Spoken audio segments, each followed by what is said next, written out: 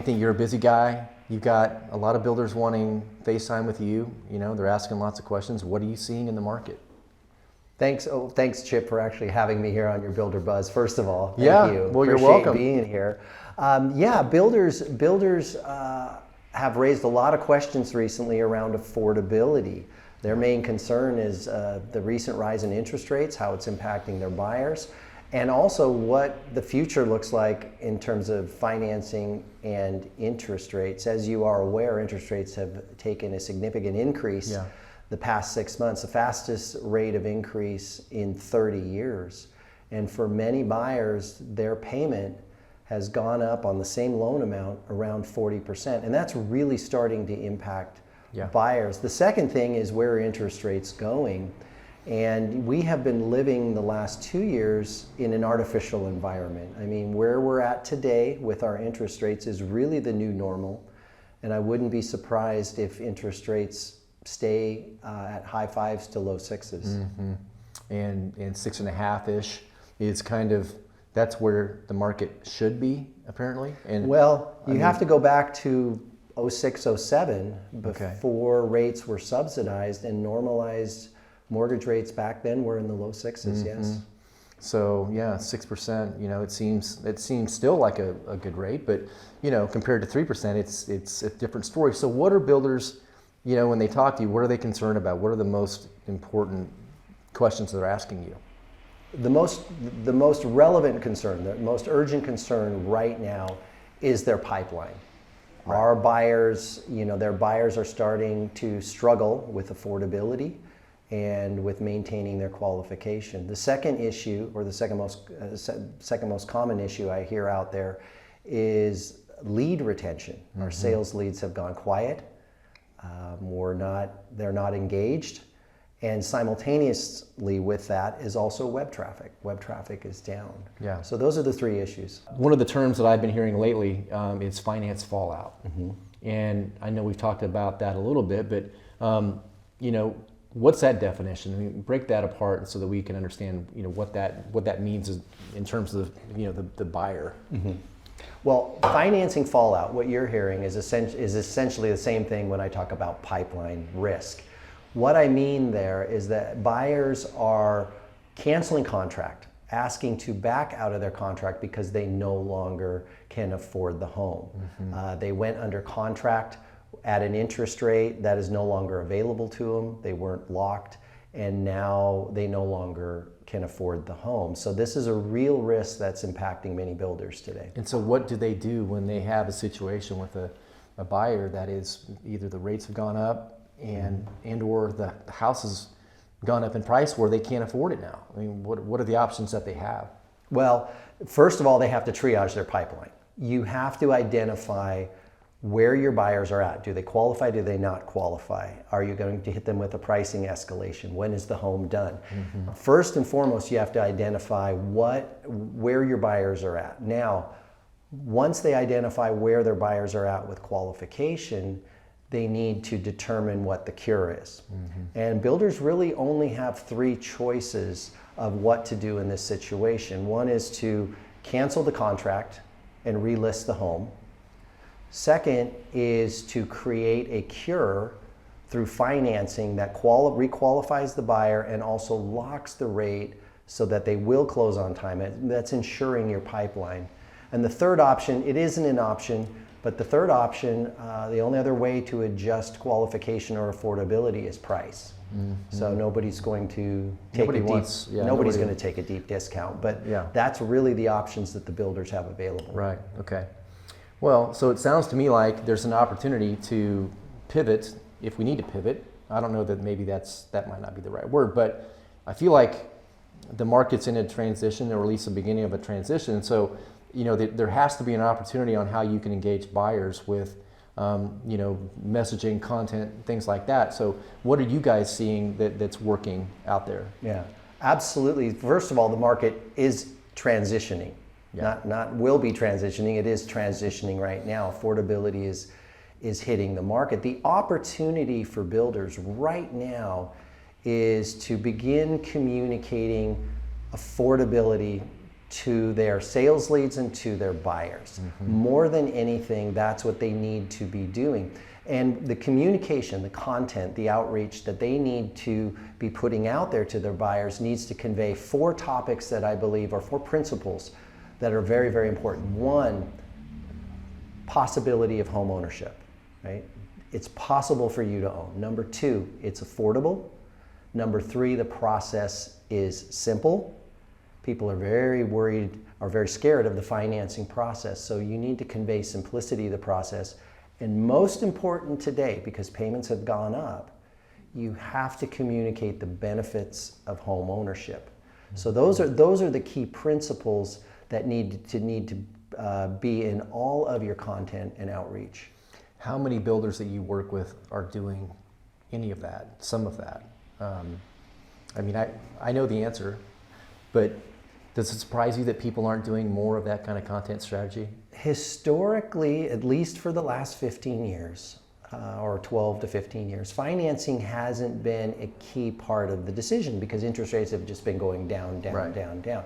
Now they are very important. So to answer your question, no, it has not been a part of a builder's website or presence or social media that really is directed at financing and communication. In fact, I think everybody watching this video today, if they really took a look at their website, they would see financing is probably the least engaging part of their entire content or messaging.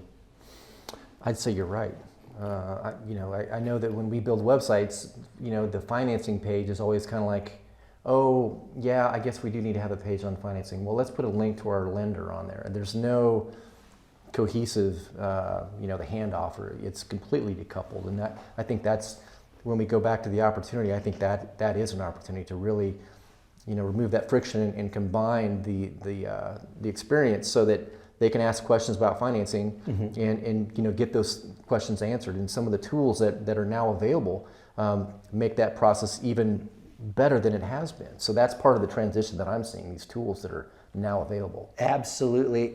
You raise a good point. How do you communicate, affordability to today's buyer? And I think there's a recognition that needs to take place in that the buying process has changed. Buyers today do a tremendous amount of research and activity online. And so part of communicating the affordability, the possibility, the benefits to buyers, you have to realize you need to improve the locations, where you are communicating this information. In other words, it needs to be on your social media, in your CRM, your web content, as well as your tools and outreach to buyers, specifically engaging content, educational content on the website, and then taking advantage of the more advanced tools that are out there today. For example, online financial consultant, which was essentially, it's a live chat tool, communication tool, where buyers, while online, can ask questions of your lenders and begin that process. Financing is such a critical part of the buy decision, and it's people's number one fear. Why wouldn't you want to be providing that tool? The second thing is Buy It Now. And you and I have talked about Buy It Now many, many times. And I have a builder who's using it and using it quite successfully. So there's a lot of benefits that buyers and builders get from putting on these tools and engaging online.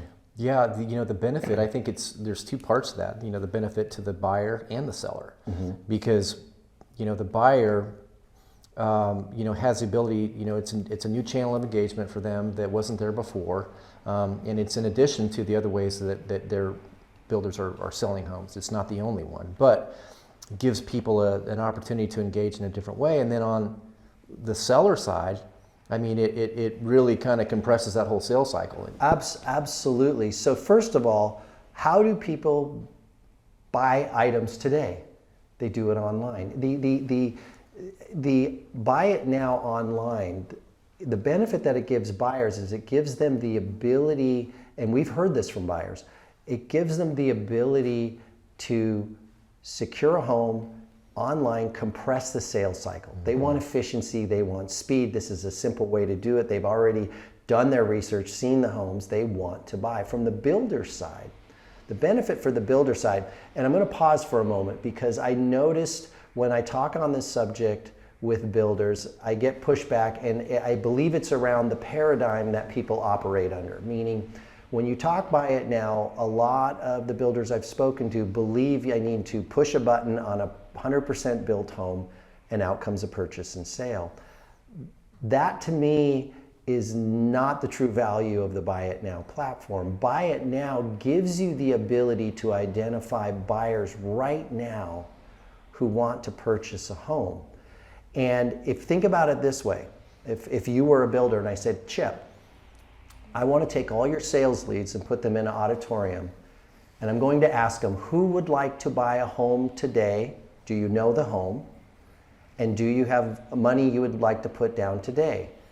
And if some in the audience are going to raise their hand, would that be of value to you? Well, that's what that tool is all about. It is. And it speeds up everything. And it's like the efficiency side of things. So if you're a salesperson, it's, you're not having to work as many leads. You've got somebody that's like, I'm ready to go. So, we've seen that, and I think that trend is going to continue to be kind of a hot button for a lot of people. And so, yeah, I agree. So as we kind of tie this whole thing up, tell me if you're a builder, what are the 3 things that absolutely need to be done in your opinion as we navigate the next 6 months?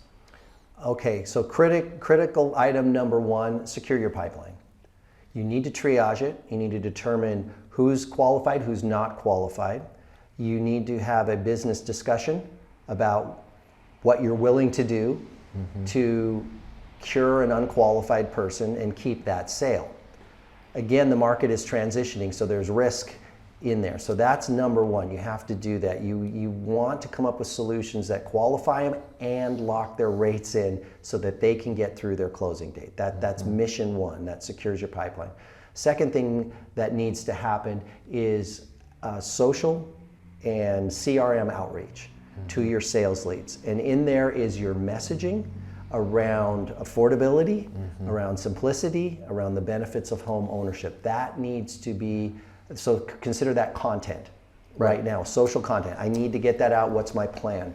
The third thing, and again, these almost are simultaneous in need, you have to start fixing your website and improving it. You need to add the tools, you need to add the content, online chat or online financial consultant, potentially the Buy It Now, as well as some other features and items on there that you can begin that engagement. Again, people are online, you have to start educating them and engaging them where they're at on this topic. Affordability isn't going anywhere and is going to be here for a while, so you need to hit it head on.